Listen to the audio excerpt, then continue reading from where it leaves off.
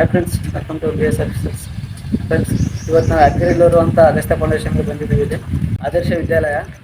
ಬನ್ನಿ, ಇದು ಯಾದಗಿರಿಯಲ್ಲಿರುವಂಥ ಇದು ಚಿತ್ತಾಪುರ ರೋಡಲ್ಲಿ ಬರುವಂಥ ಸ್ಕೂಲು. ಅದರೊಳಗೆ ಸೈನ್ಸ್ ಎಕ್ಸಿಬಿಷನ್ ಬಗ್ಗೆ ಎಕ್ಸ್ಪ್ಲೇನ್ ಮಾಡ್ತಾರಂತೆ. ಹೋಗಿ ಒಳಗಡೆ ಒಳಗೆ ಎಂಟ್ರಿ ತಗೋತಾ ಇದ್ದೀವಿ.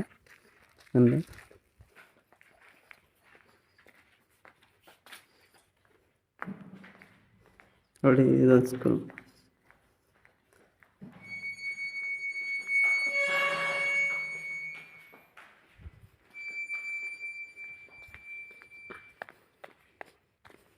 ತುಂಬ ಚೆನ್ನಾಗಿದೆ ಎಕ್ಸಿಬಿಷನ್.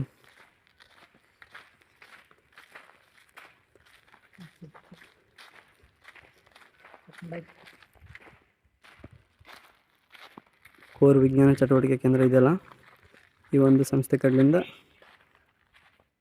ನಮ್ಮ ಅಣ್ಣ ಅವರು ವರ್ಕ್ ಮಾಡ್ತಾ ಇದ್ದಾರೆ.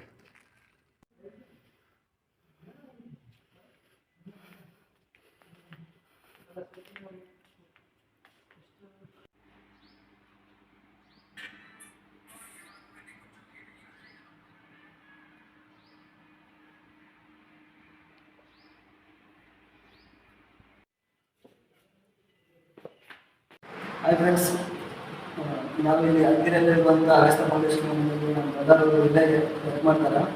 ಈಗ ಕೆಲವೊಂದು ಹಳ್ಳಿಗಳಲ್ಲಿ ಯಾವ ಥರ ಅಂದರೆ, ಈ ಗ್ರಾಮ ಹಿಡಿಯುತ್ತಲ್ಲ, ಆ ಟೈಮಲ್ಲಿ ಈರುಳ್ಳಿ ಕಟ್ ಮಾಡೋದು ಅಂತ ಕೆಲವೊಂದು ಮೂಢನಂಬಿಕೆಗಳು ಇದೆ. ಅದನ್ನು ಯಾವ ಥರ ಎಲ್ಲ ಸುಳ್ಳು ಅಂತ ನಮ್ಮ ಬ್ರದರ್ ಎಕ್ಸ್ಪ್ಲೈನ್ ಮಾಡ್ತಾರೆ. ಬನ್ನಿ ನೋಡ್ಕೊಂಡು. ಓಕೆ, ನಮಸ್ಕಾರ ಎಲ್ಲರಿಗೂ. ಇವತ್ತಿನ ದಿನ ಏನಂತಂದರೆ, ನಾವು ಈ ಅಗಸ್ತ್ಯ ಅಂತಾರಾಷ್ಟ್ರೀಯ ಪ್ರತಿಷ್ಠಾನ ಯಾದಗಿರಿಯಲ್ಲಿ ಏನಂತಂದ್ರೆ ಒಂದು ವಿಜ್ಞಾನ ಕೇಂದ್ರ ಇದೆ. ಈ ವಿಜ್ಞಾನ ಕೇಂದ್ರದಲ್ಲಿ ಏನಂತಂದ್ರೆ ಪ್ರಾಯೋಗಿಕವಾಗಿ ಏನಂತಂದ್ರೆ ಮಕ್ಕಳು ಕಲಿತಕ್ಕಂಥ ಚಟುವಟಿಕೆ ಆಧಾರಿತ ಕಲಿಕೆ ಏನಂತಂದ್ರೆ ಈ ಒಂದು ಅಗಸ್ತ್ಯ ಫೌಂಡೇಶನ್ ವತಿಯಿಂದ ನಾವು ಮಾಡ್ತಾ ಇದ್ದೀವಿ ಯಾದಗಿರಿ ಜಿಲ್ಲೆಯಲ್ಲಿ. ಯಾದಗಿರಿ ಜಿಲ್ಲೆಯಲ್ಲಿ ಹಳ್ಳಿಗಳಿಂದ ಮಕ್ಕಳಿಗೆ ಕರ್ಕೊಂಡು ಈ ಒಂದು ಪ್ರಯೋಗಾಲಯದಲ್ಲಿ ಕುಂದಿರಿಸಿ ಮಕ್ಕಳಿಗೆ ಏನಂತಂದ್ರೆ ಪ್ರಾಕ್ಟಿಕಲ್ ನಾವು ಮಾಡಿಸ್ತೀವಿ. ಬನ್ನಿ, ಇವತ್ತಿನ ದಿನ ಏನಂತಂದ್ರೆ ಗ್ರಹಣ ಅಂದ್ರೆ ಏನು. ಈಗ ಬಹಳಷ್ಟು ಜನಕ್ಕೆ ಗ್ರಹಣ ಅಂದ ತಕ್ಷಣ ಭಯ ಆಗ್ತದೆ.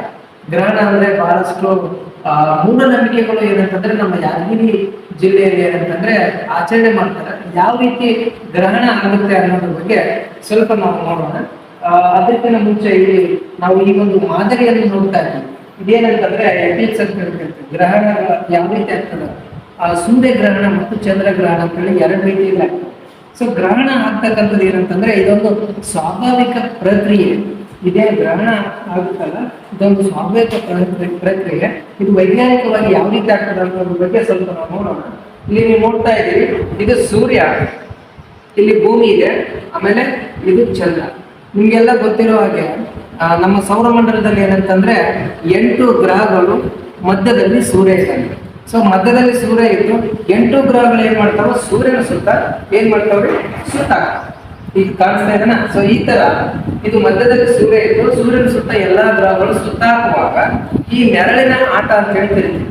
ಸೂರ್ಯ ಮತ್ತು ಚಂದ್ರನ ಮಧ್ಯೆ ಭೂಮಿ ಬಂದಾಗ ಸೊ ಗ್ರಹಣ ಸಂಭವಿಸ್ತದೆ. ಯಾವ ರೀತಿ ಅಂದ್ರೆ, ಈ ಸೂರ್ಯನಿಂದ ಬರ್ತಕ್ಕಂಥ ಬೆಳಕು ಯಾರ ಹತ್ರ ಬೀಳೋದಿಲ್ಲ, ಚಂದ್ರಕ್ಕೆ ಬೀಳೋದಿಲ್ಲ. ಸೊ ಇವಾಗ ಯಾವ ಗ್ರಹಣ ಆಗ್ತದ, ಚಂದ್ರಗ್ರಹಣ ಆಗ್ತದ. ಸೊ ಸೂರ್ಯನಿಂದ ಬರ್ತಕ್ಕಂಥ ಬೆಳಕು ಭೂಮಿ ಅಡ್ಡಲಾಗಿ ನಿಂತಿರುತ್ತೆ. ಸೊ ಸುತ್ತಾಗುವಾಗ ಸೂರ್ಯ, ಭೂಮಿ, ಚಂದ್ರ ಮೂರು ಒಂದೇ ಸರಳ ರೇಖೆಯಲ್ಲಿ ನಿಂತಾಗ ಗ್ರಹಣಗಳು ಸಂಭವಿಸ್ತವ. ಸೊ ಇಲ್ಲಿ ಸೂರ್ಯನ ಬೆಳಕು ಭೂಮಿ ಮೇಲೆ ಬಿದ್ದಾಗ ಚಂದ್ರನಿಂದ ಕತ್ತಲು ಉಂಟಾಗ್ತದೆ. ಆ ಕತ್ತಲು ಉಂಟಾಗೋದಕ್ಕೆ ಏನಂತ ಕರಿತೀವಿ, ಗ್ರಹಣ ಅಂತ ಕರಿತೀವಿ. ಇಲ್ಲಿ ಚಂದ್ರಗ್ರಹಣ ಅಂತ ಹೇಳ್ತೀವಿ. ಅದೇ ರೀತಿಯಾಗಿ ಏನಾಗುತ್ತೆ, ಸೂರ್ಯ ಮತ್ತು ಭೂಮಿಯ ಮಧ್ಯೆ ಚಂದ್ರ ಬಂದಾಗ, ಸೊ ಇಲ್ಲಿ ನೋಡ್ತಾ ಇದ್ದೀವಿ ನೀವು, ಸೂರ್ಯ ಮತ್ತು ಭೂಮಿಯ ಮಧ್ಯೆ ಯಾರು ಬಂದ್ರೆ ಚಂದ್ರ ಬಂದಾಗ ಇಲ್ಲಿ ಏನಾಗುತ್ತೆ, ಸೂರ್ಯನಿಂದ ಬಂದಂತ ಬೆಳಕು ಈ ಚಂದ್ರ ಏನಾಗುತ್ತೆ, ಅಡ್ಡಲಾಗಿ ನಿಂತಿರ್ತಾರೆ ಸೂರ್ಯಗ. ಸೊ ಇಲ್ಲಿ ಭೂಮಿಯ ಕೆಲವು ಭಾಗದ ಕಡೆ ಮಾತ್ರ ಏನಂತಂದ್ರೆ ಗ್ರಹಣ ಸಂಭವಿಸ್ತದೆ. ಇದು ಸೂರ್ಯ ಗ್ರಹಣ ಅಂತ ಹೇಳ್ತೀವಿ ನಾವು. ಭೂಮಿಯಿಂದ ನೋಡಿದಾಗ ನಮ್ಮ ಭಾರತ ದೇಶ ಇಲ್ಲಿದೆ. ಸೊ ನಮ್ಮ ಇಂಡಿಯಾ ಮ್ಯಾಪ್ ಇದೆ, ಭಾರತ ದೇಶ ಇದೆ. ಸೊ ಇಲ್ಲಿ ಮಧ್ಯದಲ್ಲಿ ಸೂರ್ಯ ಮತ್ತು ಭೂಮಿಯ ಮಧ್ಯೆ ಚಂದ್ರ ಬಂದಾಗ ಇಲ್ಲಿ ಕೆಲವೊಂದು ಪ್ರದೇಶಗಳಲ್ಲಿ ಏನಂತಂದ್ರೆ ಕತ್ತಲು ಉಂಟಾಗ್ತದೆ. ಈ ಒಂದು ಸೂರ್ಯನ ಬೆಳಕು ಏನಂತಂದ್ರೆ ಭೂಮಿಗೆ ತಲುಪೋದಿಲ್ಲ. ಯಾಕಂತಂದ್ರೆ ಮಧ್ಯದಲ್ಲಿ ಚಂದ್ರ ಇರ್ತಾರೆ. ಅವಾಗ ಏನಾಗ್ತದೆ ಅಂದ್ರೆ ಸೂರ್ಯಗ್ರಹಣ. ನಾವು ಭೂಮಿಯಿಂದ ಸೂರ್ಯನ ನೋಡಿದಾಗ ಸೂರ್ಯ ಅರ್ಧ ಪೂರ್ತಿಯಲ್ಲಿ ಕಾಣಿಸ್ತಾನೆ. ಯಾಕಂತಂದ್ರೆ ಅಲ್ಲಿ ಈ ಒಂದು ಚಂದ್ರ ಏನಂತಂದ್ರೆ ಮಧ್ಯದಲ್ಲಿ ಬಂದಿರ್ತಾನೆ. ಅದು ಕ್ರಮೇಣವಾಗಿ ಚಂದ್ರ ಏನಾಗ್ತದ ಈಗ ಮೂಮೆಂಟ್ ಆಗಿ ಸರ್ದಾಗ ಆಮೇಲೆ ಕಂಪ್ಲೀಟ್ ಆಗಿ ಗ್ರಹಣ ಬಿಡ್ತದ ಅಂತ ಹೇಳ್ತೀವಿ ನಾವು. ಇದು ಹಳ್ಳಿಯಲ್ಲಿ ಗ್ರಹಣ ಹಿಡಿಯೋದು ಮತ್ತೆ ಗ್ರಹಣ ಬಿಡೋದು ಕೆಲವೊಂದು ಬಹಳಷ್ಟು ಮೂಢನಂಬಿಕೆಗಳಿದಾವೆ. ಗ್ರಹಣ ಅಂದ ತಕ್ಷಣ ಒಂದು ಹಾವು ಬಂದು ಏನಂತಂದ್ರೆ ಸೂರ್ಯನ ನುಂಗ್ತದ, ಅಥವಾ ಈ ಒಂದು ಗ್ರಹಣದ ಸಮಯದಲ್ಲಿ ಏನಂತಂದ್ರೆ ಊಟ ಮಾಡಬಾರ್ದು. ಗ್ರಹಣದ ಸಮಯದಲ್ಲಿ ಏನ್ ಮಾಡ್ತಾರೆ ಕೆಲವೊಬ್ರು ಪ್ರೆಗ್ನೆಂಟ್ ಇರ್ತಕ್ಕಂಥ ಮಹಿಳೆಯರಿಗೆ ಯಾವುದೇ ರೀತಿ ತರಕಾರಿ ಕಟ್ ಮಾಡೋದಾಗ್ಲಿ ಅಥವಾ ಮಲ್ಕೋಬಾರದು, ಅಥವಾ ಒಂದೇ ಕಡೆ ಮಲ್ಕೋಬೇಕು, ಮನೆಯಲ್ಲೇ ಹೊರಗಡೆ ಬರಬಾರ್ದು ಅಂತೇಳಿ ಕೆಲವೊಂದು ಮೂಢನಂಬಿಕೆಗಳು ಇರ್ತವೆ. ಸೊ ಈ ಒಂದು ಗ್ರಹಣ ಈಗಾಗಲೇ ನಾನು ಕ್ಲಿಯರ್ ಆಗಿ ಹೇಳಿದ್ದೀನಿ, ಗ್ರಹಣ ಅಂದ್ರೆ ಯಾವ ರೀತಿ ಸಂಭವಿಸ್ಕೊಡುತ್ತೆ. ಸೂರ್ಯ ಮತ್ತು ಭೂಮಿ ಮತ್ತು ಚಂದ್ರ ಮೂರು ಸರಳ ರೇಖೆಯಲ್ಲಿ ಬಂದಾಗ ಇಲ್ಲಿ ನೆರಳು ಬೆಳಕಿನ ಆಟ ಉಂಟಾಗ್ತದೆ. ಅದಕ್ಕೆ ನಾವು ಗ್ರಹಣ ಅಂತ ಹೇಳ್ತೀವಿ. ಸೊ ಇಲ್ಲಿ ನೀವೇನು ನೋಡ್ತಾ ಇದ್ದೀರಲ್ಲ, ಈಗ ನಮಗೆ ಡೇ ಅಂಡ್ ನೈಟ್, ಹಗಲು ಮತ್ತು ರಾತ್ರಿ ಯಾವ ರೀತಿ ಆಗುತ್ತೆ ಅದೇ ರೀತಿ ಗ್ರಹಣ ಕೂಡ ಒಂದು ಏನಂತಂದ್ರೆ ಸ್ವಾಭಾವಿಕವಾಗಿ ನಡೀತಕ್ಕಂಥ ಪ್ರಕ್ರಿಯೆ. Okay friends, thank you. ಇಲ್ಲಿವರೆಗೂ ನೀವು ಗ್ರಹಣದ ಬಗ್ಗೆ ತಿಳ್ಕೊಂಡ್ರೆ ತಾವು ಮೂಢನಂಬಿಕೆಗಳನ್ನ ನಂಬೇಡಿ, ವೈಜ್ಞಾನಿಕವಾಗಿ ಏನಿದೆ ಅನ್ನೋದ್ರ ಬಗ್ಗೆ ತಾವು ತಿಳ್ಕೊಂಡು ಈ ಒಂದು ವೈಜ್ಞಾನಿಕ ಮನೋಭಾವ ತಮ್ಮಲ್ಲಿ ಕೂಡ ಉಚ್ಕೊಂಡು ಪ್ರಶ್ನೆ ಮಾಡ್ತಕ್ಕಂಥ ಒಂದು ಕೌಶಲ್ಯ ನಿಮ್ಮಲ್ಲಿ ಇರ್ಬೇಕಂತ ಹೇಳ್ತೀನಿ. ಥ್ಯಾಂಕ್ ಯು, ಧನ್ಯವಾದಗಳು. ನೈಟ್ ಅಂತ ಹೇಳ್ತೀವಿ, ಇದು ಹಗಲು ಮತ್ತು ರಾತ್ರಿ ಅಂತಕ್ಕಂಥ ಮಾದರಿ. ನಮ್ಗೆ ಸೂರ್ಯನ ಕಿರಣ ಭೂಮಿ ಮೇಲೆ ಬಿದ್ದಾಗ ಇಲ್ಲಿ ಈ ಭಾಗದಲ್ಲಿ ಇಲ್ಲಿ ಕಾಣಿಸ್ತಾ ಇದೆ ಅಮೆರಿಕ ನಾರ್ತ್, ಇದೇನು ಕಾಣಿಸ್ತಾ ಇದೆಯಲ್ಲ ನಾರ್ತ್ ಅಮೆರಿಕ. ಈ ನಾರ್ತ್ ಅಮೆರಿಕದಲ್ಲಿ ನಮ್ಗೆ ಬೆಳಕಿದ್ದಾಗ ಈ ಕಡೆ ಏನಿದೆ, ಈ ಕಡೆ ನಮ್ಮ ಇಂಡಿಯಾದಲ್ಲಿ ಏನಾಗುತ್ತೆ ಕತ್ತಲಾಗಿರುತ್ತೆ. ನಾರ್ತ್ ಅಮೆರಿಕದಲ್ಲಿ ಬೆಳಕಾಗಿರುತ್ತೆ. ಇಲ್ಲಿ ಏನಾಗಿರುತ್ತೆ ಈ ಭಾಗದಲ್ಲಿ, ಭೂಮಿಯ ಈ ಭಾಗದಲ್ಲಿ ಇಂಡಿಯಾ ಆಗಿರ್ಬೋದು, ಈ ಕಡೆ ಏಷ್ಯಾ ಖಂಡದಲ್ಲಿ ಕತ್ತಲಾಗಿರ್ತದೆ. ಸೊ ಇಲ್ಲಿ ಏನಪ್ಪ ಅಂತಂದ್ರೆ ಹಗಲು ಮತ್ತು ರಾತ್ರಿ ಅಂತಕ್ಕಂಥದ್ದು ಈ ಒಂದು ಮಾದರಿ ಮುಖಾಂತರ ಏನು ತಿಳಿಬಹುದು ಅಂತಂದ್ರೆ ನಾವು ಹಗಲು ಮತ್ತು ರಾತ್ರಿ ಯಾವ ರೀತಿ ಆಗುತ್ತೆ ಅನ್ನೋದ್ರ ಬಗ್ಗೆ ನಾವು ತಿಳ್ಕೊಳ್ಬಹುದು. ಸೊ ಇಲ್ಲಿ ನಾವು ಮಾಡ್ತಕ್ಕಂಥ ಒಂದು ಎಕ್ಸ್ಪೆರಿಮೆಂಟ್ ಅಂದರೆ ತಟಸ್ಥೀಕರಣ. ಸೊ ಇದರಲ್ಲಿ ಆಮ್ಲ ಮತ್ತು ಪ್ರತ್ಯಾಮ್ಲ ಪರಸ್ಪರ ವರ್ತಿಸಿ ಸೊ ಲವಣ ಮತ್ತು ನೀರು ಉಂಟು ಮಾಡುವಂಥ ಪ್ರಕ್ರಿಯೆಗೆ ನಾವು ತಟಸ್ಥೀಕರಣ ಅಂತೀವಿ. ಸೊ ಇಲ್ಲಿ ಇರ್ತಕ್ಕಂಥದ್ದು ಇದು ಆಲ್ರೆಡಿ ನಾವು ಬೇಸಿಕ್ ಸೊಲ್ಯೂಷನ್ ಅಥವಾ ಪ್ರತ್ಯಾಮ್ಲ ದ್ರಾವಣ ಅಂತ ಕರಿತೀವಿ. ಸೊ ಇದು ಜಸ್ಟ್ 1 ಅಥವಾ 2 ಡ್ರಾಪ್ಸ್ ಫಿನಾಪ್ಥಲಿನ್ ಹಾಕಿದ ತಕ್ಷಣ ಸೊ ಆಟೋಮೆಟಿಕ್ ಅದು ಇಂಡಿಕೇಟ್ ಮಾಡೋಕ್ಕೆ ಸ್ಟಾರ್ಟ್ ಆಗುತ್ತೆ. ಸೊ ಇದಕ್ಕೆ ನಾವೇನು ಮಾಡ್ತೀವಿ ಅಂದರೆ ಡ್ರಾಪ್ ಬೈ ಡ್ರಾಪ್. ಸೊ ಇಲ್ಲಿ ಹೈಡ್ರೋಕ್ಲೋರಿಕ್ ಆ್ಯಸಿಡ್ ಇದೆ. ಸೊ ಈ ಹೈಡ್ರೋಕ್ಲೋರಿಕ್ ಆ್ಯಸಿಡ್ನ ಸೊ ನಾವು drop by drop hockey so ಈ ಥರ ನಾವು ಶೇಕ್ ಮಾಡ್ತಾ ಹೋದಾಗ ಅದು ತಟಸ್ಥೀಕರಣ ಆಗೋದು ನಾವು ಲೈಟಾಗಿ ಕಾಣಿಸ್ತಾ ಹೋಗ್ಬೋದು.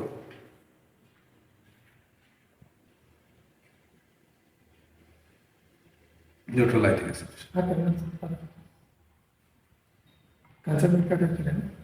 ಇಲ್ಲ ಸರ್, ಡೈರೆಕ್ಟ್ ಮಾಡ್ಬೋದು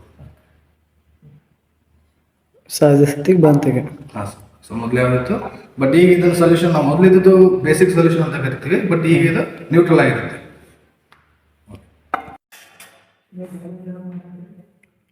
ಈಗ ಈ ಒಂದು ಎಕ್ಸ್ಪೆರಿಮೆಂಟ್ ಯಾವುದಪ್ಪ ಅಂದರೆ ಸೊ ನಾವು ರಾಸಾಯನಿಕ ಸಂಯೋಗ ಕ್ರಿಯೆ ಅಂತ ಕರಿತೀವಿ. ಸೊ ಇದ್ರಲ್ಲಿ ಮೇನಾಗಿ ಬಳಸ್ತಕ್ಕಂಥ ವಸ್ತುಗಳಂದರೆ ಸೊ ಇದು ಮಧ್ಯಸಾರ ದೀಪ ಆಗಿರ್ಬೋದು, ಹಾಗೆ ಪೆಟ್ರಿ ಡಿಶ್ ಆಗಿರ್ಬೋದು, ಸೊ ಮೆಗ್ನೀಷಿಯಂ ರಿಬ್ಬನ್ ಮತ್ತು ಪೇರ್ ಆಫ್ ಟಂಗ್ ಅಂತ ಕರಿತೀವಿ. ಸೊ ಈಗ ನಾವು ಮೆಗ್ನೀಷಿಯಂ ರಿಬ್ಬನ್ನ ಬರ್ನ್ ಮಾಡ್ತಾ ಹೋಗೋಣ.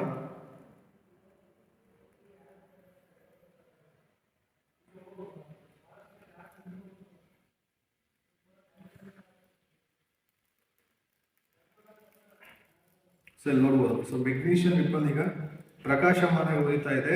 ಸೊ ಯಾಕೆ ಇದು ಪ್ರಕಾಶಮಾನವಾಗಿ ಉರಿತಾ ಇದೆ ಅಂದರೆ ಸೊ ಮೆಗ್ನೀಷಿಯಂ ರಿಬ್ಬನ್ ಕೂಡ ಆಕ್ಸಿಜನ್ ಜೊತೆ ವರ್ತಿಸಿ ಸೊ ನಮಗೆ ಈಗ ಸಿಗ್ತಕ್ಕಂಥ ಉತ್ಪನ್ನ ಏನು ಅಂದರೆ ಮೆಗ್ನೀಷಿಯಂ ಆಕ್ಸೈಡ್. ಸೊ ಈಗ ನೋಡ್ಬೋದು.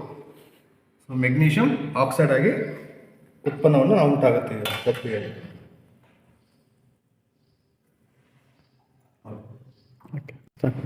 ಈ ಒಂದು ನಾವು ಎಕ್ಸ್ಪೆರಿಮೆಂಟ್ ಏನು ನೋಡ್ತಾ ಇದೀವಲ್ಲ, ಸೊ ಇದನ್ನು ನಾವು ರಾಸಾಯನಿಕ ದ್ವಿಸ್ಥಾನ ಪಲ್ಲಟ ಕ್ರಿಯೆ ಅಥವಾ ಡಬಲ್ ಡಿಸ್ಪ್ಲೇಸ್ಮೆಂಟ್ ಅಂತ ಕರಿತೀವಿ. ಸೊ ಇದರಲ್ಲಿ ನಾವು ಮೇನ್ ಆಗಿ ಬಳಸ್ತಕ್ಕಂಥದ್ದು 2 ಪ್ರನಾಳಗಳು ಹಾಗೆ ಪ್ರನಾಳ ಸ್ತಂಭ. ಸೊ ಇಲ್ಲಿ 2 ಕೆಮಿಕಲ್ನ ಬಳಸ್ಕೊಳ್ತಾ ಇದ್ದೀವಿ. ಒಂದು ಪೊಟ್ಯಾಷಿಯಂ ಅಯೋಡೈಡ್ ಹಾಗೂ ಲೆಡ್ ನೈಟ್ರೇಟ್ ಅಥವಾ ಸೀಸದ ನೈಟ್ರೇಟ್ ಅಂತ ಕರಿತೀವಿ. ಸೊ ಈಗ ಇಲ್ಲಿ ನೋಡ್ತಿರ್ಬೋದು ನೀವು, ಇದು ಸೀಸದ ನೈಟ್ರೇಟ್ ಹಾಗೂ ಇದು ಪೊಟ್ಯಾಷಿಯಂ ಅಯೋಡೈಡ್. ಸೊ ಎರಡರಲ್ಲೂ ವ್ಯತ್ಯಾಸ ಕಾಣ್ಬೋದು ನಾವು. ಸೊ ಸೀಸದ ನೈಟ್ರೇಟ್ ಆಲ್ಮೋಸ್ಟ್ ತಿಳಿ ಹಾಲಿನ ಬಣ್ಣ ಇರುತ್ತೆ, ಪೊಟ್ಯಾಷಿಯಂ ನೈಟ್ರೇಟ್ ನಮಗೆ ಕ್ರಿಸ್ಟಲ್ ಕ್ಲಿಯರ್ ಆಗಿ ಕಾಣಿಸುತ್ತೆ. ಸೊ ಈಗ ನಾವು ಸೀಸದ ನೈಟ್ರೇಟ್ನ ಪೊಟ್ಯಾಷಿಯಂ ಅಯೋಡೈಡ್ ಹಾಕ್ತಾ ಹೋದಾಗ ಸ್ವಲ್ಪ ಹಾಕ್ಬೋದು.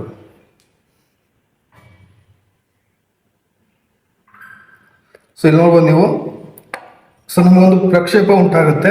ಸೊ ಈ ಒಂದು ಕ್ರಿಯೆಗೆ ನಾವು ದ್ವಿಸ್ಥಾನ ಪಲ್ಲಟ ಕ್ರಿಯೆ ಅಂತ ಕರಿತೀವಿ.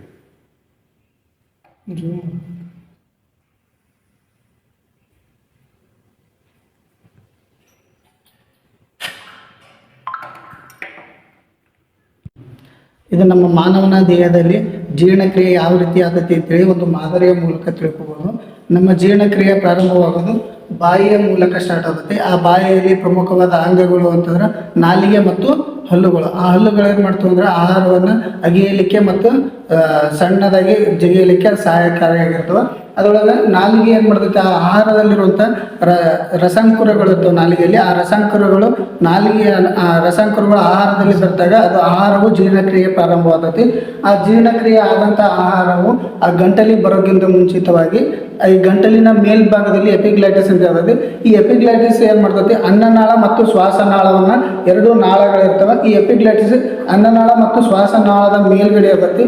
ನಾವು ಆಹಾರವನ್ನು ಸೇವನೆ ಮಾಡಿದೆವು ಅಂದ್ರೆ ಅವಾಗ ಅನ್ನನಾಳವನ್ನು ಓಪನ್ ಮಾಡ್ತೈತಿ. ಅನ್ನನಾಳದ ಮೂಲಕ ಆಹಾರವು ನಮ್ಮ ಜಠರಕ್ಕೆ ಬಂದು ತಲುಪ್ತೈತಿ.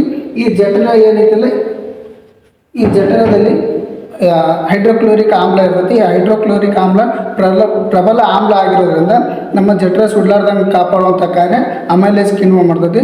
ಈ ಅಮೈಲೇಸ್ ಕಿಣ್ವ ಇಲ್ಲಿ ಆಹಾರ ಬಂದಾಗ ಆಹಾರದಲ್ಲಿರುವಂಥ ಬ್ಯಾಕ್ಟೀರಿಯಾಗಳು ಮತ್ತು ಸೂಕ್ಷ್ಮಾಣು ಜೀವಿಗಳನ್ನು ಕೊಲ್ಲುವಂಥ ಕಾರ್ಯ ಕೂಡ ಹೈಡ್ರೋಕ್ಲೋರಿಕ್ ಆಮ್ಲ ಮಾಡ್ತೈತಿ. ಈ ಹೈಡ್ರೋಕ್ಲೋರಿಕ್ ಆಮ್ಲ ಇರೋದ್ರಿಂದ ಅಲ್ಲಿ ನಮ್ಮ ಆಹಾರದಲ್ಲಿರುವಂಥ ಪ್ರೋಟೀನ್ ಜೀರ್ಣಕ್ರಿಯೆ. ಅದರ ನಂತರ ನಮ್ಮ ಆಹಾರ ಏನಿಲ್ಲ ಇಲ್ಲಿ ಸಣ್ಣ ಕರಳಿನ ಮೂಲಕ, ಈ ಜಠರದ ಮೂಲಕ ಸಣ್ಣ ಕರಳಿ ಬಂದಾಗ ಆ ಸಣ್ಣ ಕರಳಿನಲ್ಲಿ ಪ್ರಮುಖವಾಗಿ 3 ಭಾಗಗಳು ಬರ್ತವೆ: ಡಿಯೋಡಿನಮ್, ಜೆಜುನಮ್, ಇಲಿಯಮ್ ಅಂತ. ಈ ಸಣ್ಣ ಕರಳಿನ ಉದ್ದ ಏನೈತಿಲ್ಲ 7.8 ಮೀಟರ್ವರೆಗೂ ಇರ್ತದೆ. ಮತ್ತು ಅದರ ನಂತರ ಈ ಸಣ್ಣ ಕರಳಿನಲ್ಲಿ ನಮ್ಮ ಆಹಾರ 7ರಿಂದ 8 ಗಂಟೆವರೆಗೂ ಇರ್ತೈತಿ. ಆಹಾರದಲ್ಲಿರುವಂಥ ಕೊಬ್ಬಿನ ಅಂಶವನ್ನು ಜೀರ್ಣಕ್ರಿಯೆ ಆಗುವಂಥ ಕಾರ್ಯ ಈ ಸಣ್ಣ ಕರಳಿನಲ್ಲಿ. ಅದಾದ ನಂತರ ಈಗ ನಮ್ಮ ಆಹಾರ ಏನಾಗುತ್ತೆ, ಆಹಾರದಲ್ಲಿರುವಂಥ ಎಲ್ಲ ಪೋಷಕಾಂಶಗಳು ಜೀರ್ಣಕ್ರಿಯೆ ಆದ ನಂತರ ನಾವು ವೇಸ್ಟ್ ಆದಂಥ ಆಹಾರ ದೊಡ್ಡ ಕರಳಿಗೆ ಬರ್ತೈತಿ ಅಂತ ಹೇಳ್ತೀವಿ. ಬರೀ ವೇಸ್ಟ್ ಆದಂಥ ಆಹಾರ ಅಲ್ಲ, ಅದರೊಳಗಿರುವಂಥ ಲವಣಾಂಶಗಳು ಕೂಡ ಇರ್ತವೆ ಮತ್ತು ನೀರು ಕೂಡ ಇರ್ತದೆ. ನೀರು ಮತ್ತು ಲವಣಾಂಶಗಳ ಮರು ಹೀರಿಕೆ ಕಾರ್ಯವನ್ನು ಈ ದೊಡ್ಡ ಕರಳಿನಲ್ಲಿ ಹೇಳಿದೆ. ಅದಾದ ನಂತರ ಪೂರ್ತಿ ವೇಸ್ಟ್ ಆದಂಥ ಆಹಾರವು ಗುದದ್ವಾರದ ಮೂಲಕ ಹೊರಗಡೆ ಹಾಕ್ತೀವಿ. ಆ ದೊಡ್ಡ ಕರಳಿಗೆ ಸಣ್ಣ ಒಂದು ಎಪಿಗ್ಲೈಟಿಸ್ ಅಟ್ಯಾಚ್ ಆಗಿರೋದು. ಈ ಎಪಿಗ್ಲೈಟಿಸ್ ಮಾನವನ ದೇಹದಲ್ಲಿರುವಂಥ ಅನುಪಯುಕ್ತವಾದ ಒಂದು ಅಂಗ. ಮಾನವನ ದೇಹದಲ್ಲಿ ಪ್ರಮುಖವಾದ ಅಂಗ ಒಂದು ಹೃದಯ. ಇದು ಅನೈಚ್ಛಿಕ ಸ್ನಾಯುಗಳಿಂದ ಮಾಡಲ್ಪಟ್ಟಿರುತ್ತದೆ. ಮಾನವನ ಹೃದಯವು ಎಡಗೈ ಅಂಗೈ ಮುಷ್ಟಿ ಇಷ್ಟಿರ್ತದೆ. ಇದರ ಮಾನವನ ದೇಹದಲ್ಲಿ ರಕ್ತ ಏನು ಉತ್ಪತ್ತಿ ಆಗ್ತದಿಲ್ಲ, ಮಾನವನ ದೇಹದಲ್ಲಿ ಅಸ್ಥಿ ಮಜ್ಜೆಯಲ್ಲಿ ರಕ್ತ ಉತ್ಪಾದನೆ ಆಗುತ್ತೆ. ಆ ಅಸ್ಥಿ ಮಜ್ಜೆಯಲ್ಲಿ ಉತ್ಪಾದನೆ ಆದಂಥ ರಕ್ತವು ಈ ಕೆಳಭಾಗದಲ್ಲಿ ಕಾಲಿನ ಈ ನಮ್ಮ ಸೊಂಟದ ಕೆಳಭಾಗದಲ್ಲಿ ಮತ್ತು ಮೇಲ್ಭಾಗದಲ್ಲಿ ರಕ್ತ ಏನು ಉತ್ಪತ್ತಿ ಆಗುತ್ತಿಲ್ಲ, ಆ ಉತ್ಪತ್ತಿ ಆದಂಥ ರಕ್ತವು ಇಲ್ಲಿ ನೋಡುವ ಕೆಳಗಡೆ ಇರೋದಿಲ್ಲ, ಇದು ಇಲ್ಲಿ ಸೈಡಲ್ಲಿ ಇರ್ತೈತಿ. ಇದು ನೀಚ ಅಭಿಧಮನಿ ಅಂತ ಹೇಳ್ತೀವಿ, ಮೇಲ್ಗಡೆದು ಉಚ್ಚ ಅಭಿಧಮನಿ. ಆ ರಕ್ತ ನಮ್ಮ ಮೂಳೆಯಲ್ಲಿ ಉತ್ಪತ್ತಿ ಆದಂಥ ರಕ್ತವು ನಮ್ಮ ಹೃದಯಕ್ಕೆ ಬರ್ತೈತೆ. ಆ ಹೃದಯಕ್ಕೆ ಬರಬೇಕಾದ್ರೆ ಮೊದಲು ಉಚ್ಚ ಅಭಿಧಮನಿ ಮತ್ತು ನೀಚ ಅಭಿಧಮನಿಗಳ ಮೂಲಕ ರಕ್ತ ಏನೈತಿದ್ರೆ ಮೊದಲು ಬರೋದು ಹೃತ್ಕರ್ಣಕ್ಕೆ ಬರುತ್ತೆ. ಮಾನವನ ದೇಹದಲ್ಲಿ 4 ಮಾನವನ ಹೃದಯದಲ್ಲಿ 4 ಕೋಣೆಗಳಿಂದ ಮಾಡಲ್ಪಟ್ಟಿರ್ತದೆ. ಮೊದಲು ಅಶುದ್ಧ ರಕ್ತ ಅಂತ ಆಕ್ಸಿಜನ್ ಸಹಿತ ರಕ್ತ, ಆಕ್ಸಿಜನ್ ರಹಿತ ರಕ್ತ ಏನೈತಿದ್ರೆ ಮಾನವನ ದೇಹದಲ್ಲಿರುವಂಥ ಎಡ ಹೃತ್ಕರ್ಣ ಬರ್ತದೆ ಮೊದಲು. ಈ ಹೃತ್ಕರ್ಣದಿಂದ ಆ ರಕ್ತ ಏನೈತೆ ಅಶುದ್ಧ ರಕ್ತ ಇರುತ್ತೆ, ಅಲ್ಲಿ ಇಂಗಾಲದ ಡೈಆಕ್ಸೈಡ್ ಜಾಸ್ತಿ ಪ್ರಮಾಣದಲ್ಲಿರ್ತದೆ. ಹಾಗಾಗಿ ಅಶುದ್ಧ ರಕ್ತ ಮೊದಲು ನೀಚ ಅಭಿಧಮನಿ ಮತ್ತು ಉಚ್ಚ ಅಭಿಧಮನಿ ಮೂಲಕ ಎರಡರ ಮೂಲಕ ಬಂದಂಥದ್ದು ಮೊದಲು ಬಲ ಹೃತ್ಕರ್ಣ ಬರ್ತದೆ. ಅದರ ನಂತರ ಅಲ್ಲಿ ತ್ರಿದಳ ಕವಾಟಗಳಿರ್ತವೆ, ಹೃತ್ಕರ್ಣ ಮತ್ತು ಹೃತ್ಕುಕ್ಷಿ. ಬಲ ಹೃತ್ಕರ್ಣ ಬಲ ಹೃತ್ಕುಕ್ಷಿ ಮಧ್ಯದಲ್ಲಿ ತ್ರಿದಳ ಕವಾಟಗಳು ಬರ್ತವೆ. ಆ ತ್ರಿದಳ ಕವಾಟಗಳ ಮೂಲಕ ಹೃತ್ಕುಕ್ಷಿ ಬರ್ತದೆ, ಬಲ ಹೃತ್ಕರ್ಣ ಹೃತ್ಕುಕ್ಷಿ. ಅದರ ನಂತರ ನಮ್ಮ ದೇಹದಲ್ಲಿರುವಂಥ ರಕ್ತ ಏನೈತೆ ಅಂದರೆ ಅದು ಅಭಿಧಮನಿಗಳ ಮೂಲಕ ದೇಹದಿಂದ ನಮ್ಮ ಶ್ವಾಸಕೋಶಗಳಿಗೆ ಬರ್ತದೆ. ಆ ಶ್ವಾಸಕೋಶಗಳಿಗೆ ಹೋದಾಗ ಅಲ್ಲಿ ಶುದ್ಧೀಕರಣ ಆದಂಥ ರಕ್ತವು ಮತ್ತು ಒಳ್ಳೆ ಮಾನವನ ದೇಹದಿಂದ ಮತ್ತು ಒಳ್ಳೆ ಹೃದಯಕ್ಕೆ ಬರ್ತದೆ. ಆ ಹೃದಯಕ್ಕೆ ಬರ್ಬೇಕಾದ್ರೆ ಇಲ್ಲಿ ಮೇಲ್ಭಾಗದಲ್ಲಿ ನೋಡ್ಬೋದು,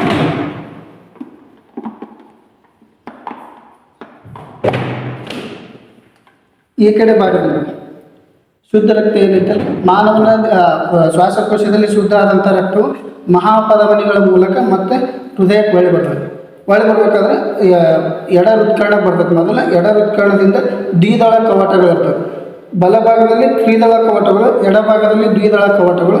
ಈ ದ್ವಿದಳ ಕವಾಟಗಳ ಮೂಲಕ ಎಡ ಹೃತ್ಕುಕ್ಷಿ ಬರ್ತದೆ. ಎಡ ಹೃತ್ಕುಕ್ಷಿಯ ಮೂಲಕ ಮಹಾಪಧಮನಿಗಳ ಮೂಲಕ ದೇಹದ ಎಲ್ಲ ಭಾಗಗಳಿಗೆ ರಕ್ತವನ್ನು ಸಂಚಾರ ಆಗ್ತದೆ. ಇದಿಷ್ಟು ಮಾನವ.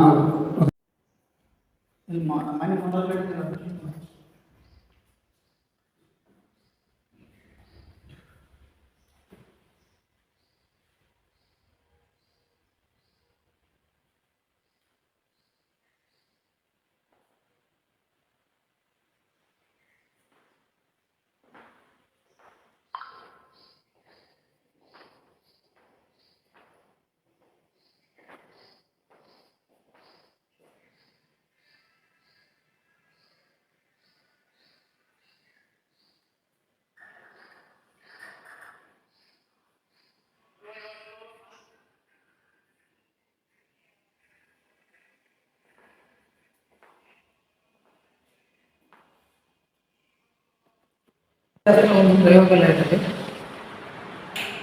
ಜೀವಶಾಸ್ತ್ರದ ಪ್ರಯೋಗಾಲಯದಲ್ಲಿ ನಾವು ಕೆಲವೊಂದು ಮಕ್ಕಳಿಗೆ ಪ್ರಾಯೋಗಿಕವಾಗಿ ಕಲಿಯೋ ಸಲುವಾಗಿ, ಪ್ರಾಯೋಗಿಕವಾಗಿ ಚಟುವಟಿಕೆ ಮಾಡೋ ಸಲುವಾಗಿ ಕೆಲವೊಂದು ಪ್ರಾಣಿಗಳನ್ನ ಲೈವ್ ಪ್ರಾಣಿಗಳನ್ನು ಅವುಗಳನ್ನು ಏನಂತಂದ್ರೆ ಪ್ರಿಸರ್ವ್ ಮಾಡಿದ್ವಿ. ಪ್ರಿಸರ್ವ್ ಮಾಡಿರ್ತಕ್ಕಂಥ ಮೀನುಗಳಿದ್ದಾವೆ, ಫಿಶ್ಗಳಿದ್ದಾವೆ. ಆಮೇಲೆ ಇಲ್ಲಿ ಸ್ನೇಕ್ಸ್ ನೋಡ್ಬೋದು ನೀವು, ಬೇರೆ ಬೇರೆ ರೀತಿಯ ಸ್ನೇಕ್ಸ್. ಆಮೇಲೆ ಇಲ್ಲಿ ಕೆಳಗಡೆ ಬೇರೆ ರೀತಿಯ ಫಿಶ್ಗಳು, ಆಮೇಲೆ ಪ್ರಾನು, ಸ್ಕಾರ್ಪಿಯೋ. ಸೊ ಈ ಥರ ಬೇರೆ ಬೇರೆ ಬ್ರೇನ್ ಇದೆ, ಕೆಳಗಡೆ ಬ್ರೇನ್ ಕೂಡ ಸ್ಟೋರ್ ಮಾಡಿದ್ದೀವಿ. ಇದೇನಂತಂದರೆ ಯಾವುದೇ ರೀತಿ ಕೊಳೆಯೋದಿಲ್ಲ. ಯಾಕೆ ಕೊಳೆಯೋದಿಲ್ಲ ಅಂತಂದರೆ ಇದರಲ್ಲಿ ಫಾರ್ಮಲಿನ್ ಅಂತಕ್ಕಂಥ ಒಂದು ಸೊಲ್ಯೂಷನಲ್ಲಿ ನಾವೇನಂತಂದರೆ ಇದನ್ನು ಪ್ರಿಸರ್ವ್ ಮಾಡಿರ್ತೀವಿ. ಫಾರ್ಮಲಿನಲ್ಲಿ ಇಟ್ಟಾಗ ಈ ಒಂದು ಸ್ಪೆಸಿಮೆನ್ಗಳನ್ನು ಏನಂತಂದರೆ ಮಕ್ಕಳು ಪ್ರಯೋಗಾಲಯಕ್ಕೆ ಏನಂತಂದರೆ ಅವುಗಳ ಅಧ್ಯಯನಕ್ಕೋಸ್ಕರ ನಾವು ಬಳಸ್ಕೊಂಡು.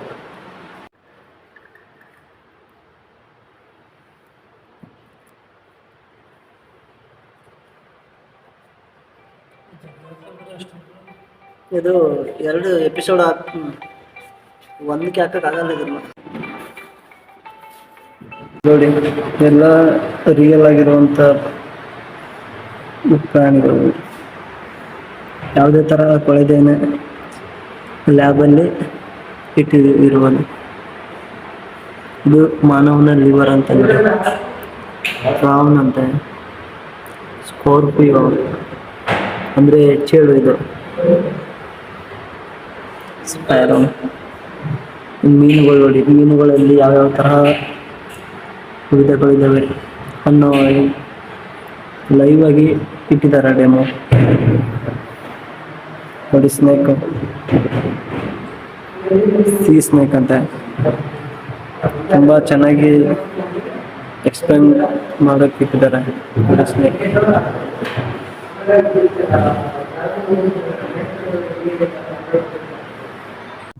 ಫ್ರೆಂಡ್ಸ್, ಈಗ ಅಗಸ್ತ್ಯ ಫೌಂಡೇಶನ್ ಕಡೆಯಿಂದ ಬೇಸಿಗೆ ಶಿಬಿರ ಮಾಡಿದ್ದಾರೆ ನಮ್ಮ ಯಾದಗಿರಿ ಜಿಲ್ಲೆಯಲ್ಲಿ, ಫ್ರೀ ಆಫ್ ಕಾಸ್ಟ್. ಅದ್ರ ಬಗ್ಗೆ ನಿಮಗೆ ಎಕ್ಸ್ಪ್ಲೇನ್ ಮಾಡ್ತಾರೆ, ಬನ್ನಿ ಕೇಳೋಣ.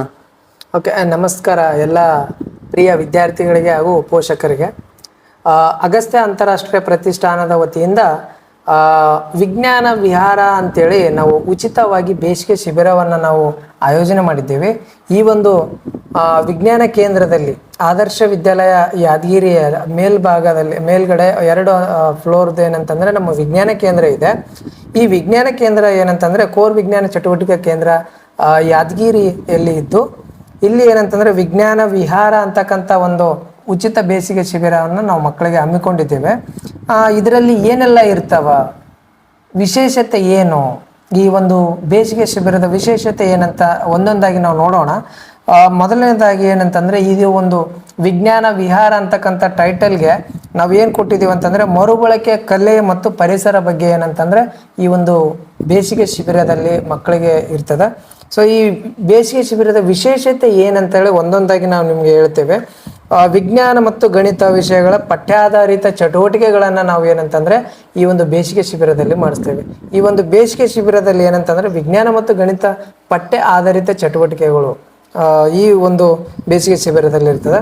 ಅದೇ ರೀತಿಯಾಗಿ ಏನಂತಂದರೆ ಯೋಜನೆ ಆಧಾರಿತ ಕಲಿಕೆ ಏನಂತಂದರೆ ಮಕ್ಕಳಿಗೆ ಇರ್ತದೆ. ಆಮೇಲೆ ವಿನ್ಯಾಸ ಆಧಾರಿತ ಕಲಿಕೆ, ನಾಯಕತ್ವ ಕೌಶಲ್ಯಗಳು. ಈಗಿನ ಒಂದು ಜನ್ರೇಷನ್ದಲ್ಲಿ ನಾಯಕತ್ವ ಕೌಶಲ್ಯ ಭಾಳಷ್ಟು ಬಹುಮುಖ್ಯ ಪಾತ್ರ ವಹಿಸ್ತದೆ. ಈ ಒಂದು ನಾಯಕತ್ವ ಕೌಶಲ್ಯಗಳು ಕೂಡ ಈ ಒಂದು ಸಮರ್ ಕ್ಯಾಂಪಲ್ಲಿ ಬೇಸಿಗೆ ಶಿಬಿರದಲ್ಲಿ ಇರ್ತದೆ.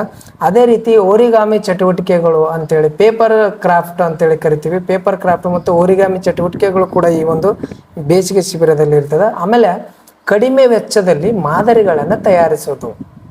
ಈಗ ಮಕ್ಕಳಿಗೆ ಮಾದರಿ ತಯಾರಿಸ್ಬೇಕಂತ ಇರ್ತದೆ, ಆದರೆ ಕಡಿಮೆ ವೆಚ್ಚದಲ್ಲಿ ಯಾವ ರೀತಿ ತಯಾರಿಸ್ಬೋದು ಮಾದರಿಗಳನ್ನು, ವಿಜ್ಞಾನ ಆಗಿರ್ಬೋದು, ಗಣಿತ ಆಗಿರ್ಬೋದು, ಈ ಥರ ಮಾದರಿಗಳನ್ನು ಕಡಿಮೆ ವೆಚ್ಚದಲ್ಲಿ ಯಾವ ರೀತಿ ತಯಾರಿಸ್ಬೋದು ಅನ್ನೋದ್ರ ಬಗ್ಗೆ ಈ ಒಂದು ಸಮರ್ ಕ್ಯಾಂಪಲ್ಲಿ ಏನಂತಂದರೆ ನಮ್ಮ ವಿಜ್ಞಾನ ಮಾರ್ಗದರ್ಶಕರು ಏನಂತಂದರೆ ಹೇಳ್ಕೊಡ್ತಾರೆ. ಆಮೇಲೆ ಕಲೆ ಮತ್ತು ಕ್ರೀಡೆಗಳು, ಇಂಡೋರ್ ಗೇಮ್ ಮತ್ತು ಔಟ್ಡೋರ್ ಗೇಮ್ಗಳನ್ನು ಮಕ್ಕಳಿಗೆ ಏನಂತಂದರೆ ಈ ಒಂದು ಶಿಬಿರದಲ್ಲಿ ಉಚಿತವಾಗಿ ಇಂಡೋರ್ ಗೇಮ್ಗಳಿರ್ತವೆ. ಅದರಲ್ಲಿ ಚೆಸ್ ಆಗಿರ್ಬೋದು, ಕ್ಯಾರಮ್ ಆಗಿರ್ಬೋದು, ಕ್ರಿಕೆಟ್ ಆಗಿರ್ಬೋದು. ಸೊ ಈ ಥರ ಏನಂತಂದರೆ ಮಕ್ಕಳಿಗೆ ಸ್ಪೋರ್ಟ್ಸ್ ಕೂಡ ಆಟಗಳು ಕೂಡ ನಾವು ಆಡಿಸ್ತೇವೆ. ಅದೇ ರೀತಿ ಸಾವಯವ ಕೃಷಿ ನಿರ್ಮಾಣ ಚಟುವಟಿಕೆಗಳು, ಸಾವಯವವಾಗಿ ಕೃಷಿ ಯಾವ ರೀತಿ ಮಾಡೋದು. ಈಗಿನ ಒಂದು ಜನ್ರೇಷನಲ್ಲಿ ಏನು ಮಾಡ್ತಾ ಇದ್ದಾರೆ, ಭಾಳಷ್ಟು ಕೃಷಿಕರು ಏನು ಮಾಡ್ತಾ ಇದ್ದಾರೆ ಅಂತಂದರೆ ರಾಸಾಯನಿಕ ಗೊಬ್ಬರಗಳನ್ನು ಬಳಸ್ತಾ ಇದ್ದಾರೆ. ಅದರಿಂದ ಏನೆಲ್ಲ ದುಷ್ಪರಿಣಾಮಗಳಾಗ್ತವ, ರಾಸಾಯನಿಕ ಗೊಬ್ಬರಗಳು ಬಳಸೋದ್ರಿಂದ ಮಣ್ಣಿನಲ್ಲಿ ಏನಾಗ್ತದೆ, ಫಲವತ್ತತೆ ಕಮ್ಮಿ ಆಗ್ತದೆ. ಅದಕ್ಕೋಸ್ಕರ ಸಾವಯವವಾಗಿ ಯಾವ ರೀತಿ ಮಣ್ಣಿನ ಫಲವತ್ತತೆ ಹೆಚ್ಚಿಸ್ಬೋದು ಅನ್ನೋದ್ರ ಬಗ್ಗೆ ಮಕ್ಕಳಿಗೆ ಏನಂತಂದರೆ ಮಕ್ಕಳಿಗೆ ಏನಂತಂದರೆ ಇದರ ಬಗ್ಗೆ ಏನಂತಂದರೆ ಮಕ್ಕಳಿಗೆ ಅರಿವು ಕಾರ್ಯಕ್ರಮ ಕೂಡ ಇರ್ತದೆ, ಅರಿವು ಮೂಡಿಸೋದು. ಆಮೇಲೆ ತಜ್ಞರೊಂದಿಗೆ ವಿಶೇಷ ಸಂವಾದ ಅಂತಂದರೆ ರಿಸೋರ್ಸ್ ಪರ್ಸನ್ಗಳನ್ನು ಕರೆಸಿ ವಿಶೇಷವಾದ ಒಂದು ಪಠ್ಯೇತರ ಚಟುವಟಿಕೆಗಳ ಬಗ್ಗೆ, ಸ್ಕಿಲ್ ಆಗಿರ್ಬೋದು, ಕಮ್ಯುನಿಕೇಷನ್ ಸ್ಕಿಲ್ ಆಗಿರ್ಬೋದು, ಕಂಪ್ಯೂಟರ್ ಸ್ಕಿಲ್ ಆಗಿರ್ಬೋದು, ಆಮೇಲೆ ಇಂಗ್ಲೀಷ್ ಸ್ಪೋಕನ್ ಇಂಗ್ಲೀಷ್ ಆ ಥರ ಒಂದು ಸ್ಕಿಲ್ ಆಗಿರ್ಬೋದು. ಆ ಥರ ಏನಂತಂದರೆ ವಿಶೇಷತೆವಾಗಿ ಈ ಒಂದು ವಿಜ್ಞಾನ ವಿಹಾರದಲ್ಲಿ ಮಕ್ಕಳಿಗೆ ವಿಶೇಷವಾಗಿ ಕಾಳಜಿಯನ್ನು ವಹಿಸಿ ಇಷ್ಟೆಲ್ಲ ನಾವು ಕಾರ್ಯಕ್ರಮಗಳನ್ನು ಮಕ್ಕಳಿಗೆ ಯಾದಗಿರಿ ಜಿಲ್ಲೆ ಹಾಗೂ ಜಿಲ್ಲೆಯ ಎಲ್ಲ ತಾಲೂಕುಗಳು ಅಂದರೆ ಶಾಪುರ, ಸುರಪುರ, ಗುರುಮಿಟ್ಕಲ್ಲು, ವಜ್ಜಲ, ಸೊ ಇಷ್ಟೆಲ್ಲ ಭಾಗಗಳಲ್ಲಿ ಏನಂತಂದರೆ ನಾವು ಉಚಿತ ಬೇಸಿಗೆ ಶಿಬಿರವನ್ನು ಮಾಡ್ತಾ ಇದ್ದೀವಿ. ಈ ಒಂದು ಉಚಿತ ಬೇಸಿಗೆ ಶಿಬಿರದ ಒಂದು ಲಾಭವನ್ನು ಎಲ್ಲ ವಿದ್ಯಾರ್ಥಿಗಳು, ಹಳ್ಳಿಯಲ್ಲಿರ್ತಕ್ಕಂಥ ವಿದ್ಯಾರ್ಥಿಗಳಾಗಿರ್ಬೋದು, ಸಿಟಿಯಲ್ಲಿರ್ತಕ್ಕಂಥ ವಿದ್ಯಾರ್ಥಿಗಳು, ಇದಕ್ಕೆ ಯಾವುದೇ ರೀತಿ ಫೀಸ್ ಇರೋದಿಲ್ಲ. ಇದು ಫ್ರೀ ಆಫ್ ಕಾಸ್ಟ್ ಆಗಿರ್ತದೆ. ಆಮೇಲೆ ಸರ್ಕಾರಿ ಮಕ್ಕಳಾಗಿರ್ಬೋದು, ಸರ್ಕಾರೇತರ ಮಕ್ಕಳಾಗಿರ್ಬೋದು, ಪ್ರೈವೇಟ್ ಸ್ಕೂಲ್ ಮಕ್ಕಳು ಕೂಡ ಬರ್ಬೋದು, ಗೌರ್ಮೆಂಟ್ ಸ್ಕೂಲ್ ಮಕ್ಕಳು ಕೂಡ ಏನಂತಂದರೆ ಬರ್ಬೋದು. ಈ ಯಾವ ಒಂದು ಏಜಿನ ಮಕ್ಕಳು ಅಂತಂದರೆ 5ನೇ ತರಗತಿ ಹಿಡ್ಕೊಂಡು 10ನೇ ತರಗತಿವರೆಗೂ ಏನಂತಂದರೆ ಮಕ್ಕಳು ಈ ಒಂದು ವಿಜ್ಞಾನ ವಿಹಾರ ಅಂತಕ್ಕಂಥ ತರಬೇತಿಗೆ ಉಚಿತವಾಗಿ ಬರ್ಬೋದು. ಈ ಒಂದು ವಿಜ್ಞಾನ ವಿಹಾರ ತರಬೇತಿಗೆ ಉಚಿತವಾಗಿ ಬರ್ಬೇಕಂತಂದರೆ ಕೆಳಗಡೆ ನಾವು ನಂಬರ್ ಕೊಟ್ಟಿರ್ತೀವಿ, ಆ ನಂಬರ್ಗೆ ಕಾಲ್ ಮಾಡಿಬಿಟ್ಟು ತಮ್ಮ ಮಗುವಿನ ರಿಜಿಸ್ಟ್ರೇಷನ್ ಮಾಡಬೇಕಾಗ್ತದೆ. ಆಮೇಲೆ ಒಂದು ಆಧಾರ್ ಕಾರ್ಡ್ ಜೆರಾಕ್ಸ್ ಏನಂತಂದರೆ ಆ ಮಗುವಿನ ಆಧಾರ್ ಕಾರ್ಡ್ ಜೆರಾಕ್ಸ್ ಕೂಡ ಕೊಟ್ಟು ಉಚಿತವಾಗಿ ಏನಂತಂದರೆ ಅಡ್ಮಿಷನನ್ನು ಪಡ್ಕೊಳ್ಬೋದು. ಇದು ಕಂಪ್ಲೀಟಾಗಿ ಏನಿರ್ತದೆ ಅಂದರೆ ಏಪ್ರಿಲ್ 1ರಿಂದ ಏಪ್ರಿಲ್ 30ರವರೆಗೂ ಏಪ್ರಿಲ್ 1ರಿಂದ ಏಪ್ರಿಲ್ 30ರವರೆಗೂ ಏನಂತಂದರೆ ಒಂದು ತಿಂಗಳವರೆಗೂ ಏನಂತಂದರೆ ಈ ಒಂದು ಉಚಿತ ಬೇಸಿಗೆ ಶಿಬಿರ ಇರ್ತದೆ. ಸೊ ಎಲ್ಲ ಪಾಲಕರು ಮತ್ತು ಮಕ್ಕಳಿಗೆ ಏನಂತಂದರೆ ಈ ಒಂದು ತರಬೇತಿ, ಈ ಒಂದು ಉಚಿತ ಬೇಸಿಗೆ ತರಬೇತಿಯನ್ನು ಕಳಿಸ್ರಿ ಅಂತ ಹೇಳ್ತೇನೆ. ನಮಸ್ಕಾರ.